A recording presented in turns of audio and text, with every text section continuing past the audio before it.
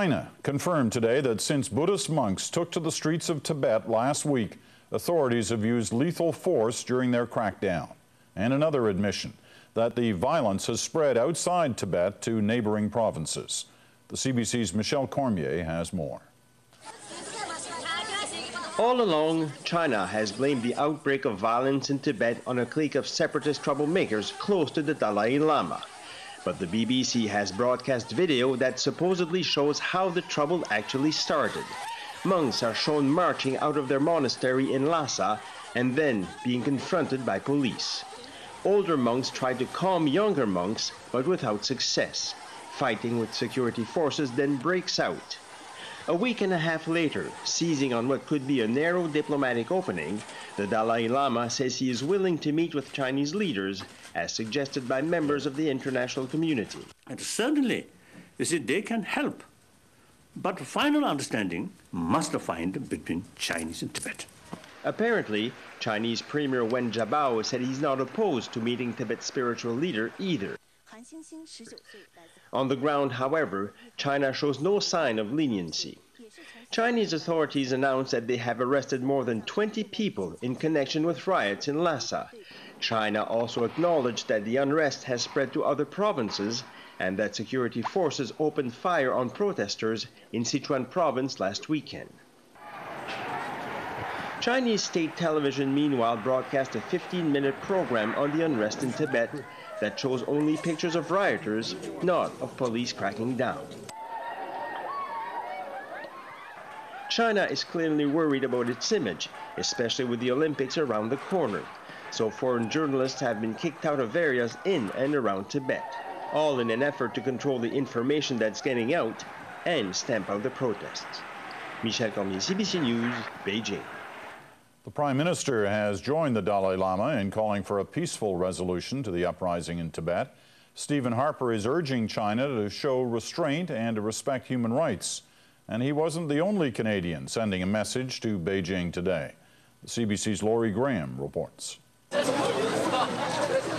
They met in the middle of the night, people like Butila Karpache, with a message for the world. I have freedom of speech, and so I will exercise that as a Canadian Tibetan. There are an estimated 6,000 Tibetans living in Canada. Most have settled here in Toronto. They may be small in numbers, but together they say they have one big voice, and they're determined to be heard. No Olympics! Karpache joined about 1,000 others in protest on Parliament Hill. They came to draw attention to the human rights violations they say China has been committing against Tibet for decades. China as a government should be ashamed of itself, and we want to bring the truth to the government of Canada. And the truth, they say, to the International Olympic Committee.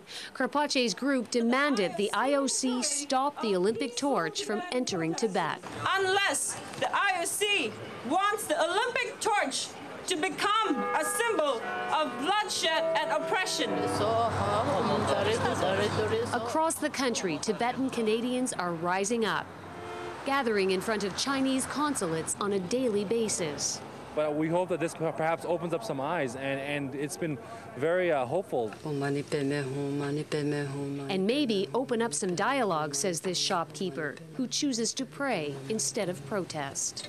Human beings on this planet, I think we can all sit together and, talk things out to resolve this issue, because that's the only way we can do anything in a peaceful manner.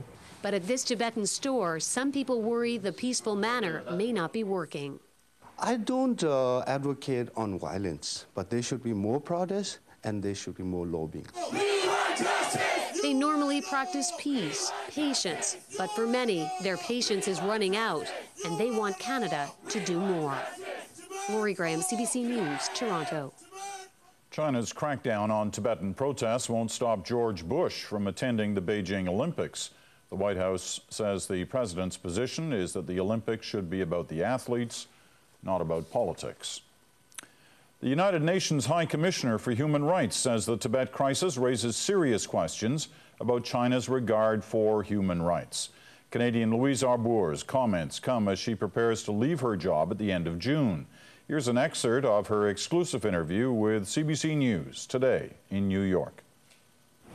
The bottom line is China is ready to open its door to 30,000 foreign journalists in August.